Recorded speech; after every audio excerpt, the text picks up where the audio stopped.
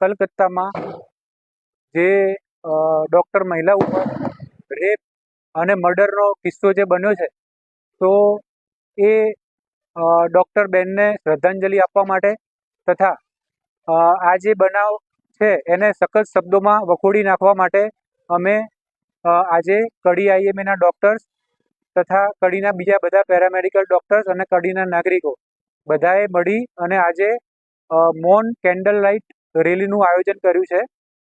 અમારી પ્રધાનમંત્રી અને ગૃહમંત્રી બંનેને એવી અપીલ છે કે ભવિષ્યમાં આવા બનાવો ના બને અને આ જે દોષી છે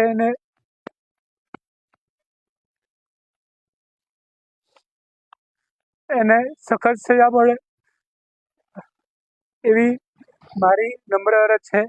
તો આ દોષીઓને ફાંસીના માચડે પહોંચાડવા માટે હું વિનંતી કરું.